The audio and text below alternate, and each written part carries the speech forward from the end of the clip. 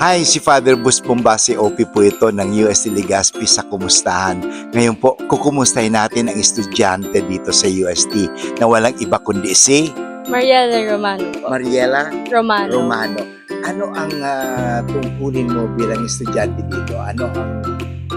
Ikaw ay Ako po ang president ng Senior High Student Government. Senior high school Opo. government. Opo. Okay. Anong ginagawa ninyo ngayon?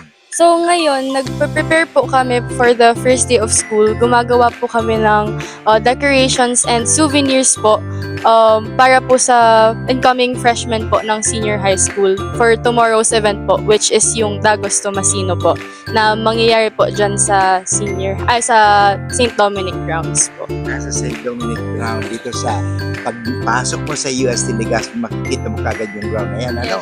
So, ngayon, pwede mong maipakilala mo rin sila, mga kasama mo dito. Sige po. So, yung students po, yung student volunteers po natin ngayon, both from the student council and the student publication po ng senior high school. So, this is Mark Bercasio po, the business manager. This is Sienna Kepo, the vice president. This is Miko Magbalon and Ernest Paulino, both from the Vitruvian po. Tapos ito po yung school paper advisor po namin, si Ma'am Jenny.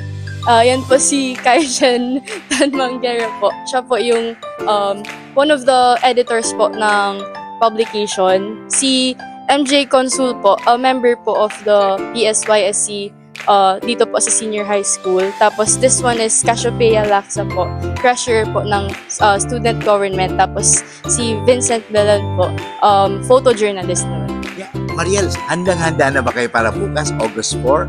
Imbitahan natin yung mga manunod, siguro mga dito sa ating Facebook, Opo. imbitahan natin. Okay, so kasama po si Father Butch Bombasi OP. Iniimbitahan po namin lahat ng incoming freshmen na umattend at makisaya po para nakasama kami tomorrow sa Dagos Tomasino because it really is tradition na ginagawa namin dito sa UST every year, and we hope na ma-enjoy nyo po yung Dagos Tomasino this year. So, welcome UST Legazpi. Legazpi Tomasino. Opo. Thank you. Mhm.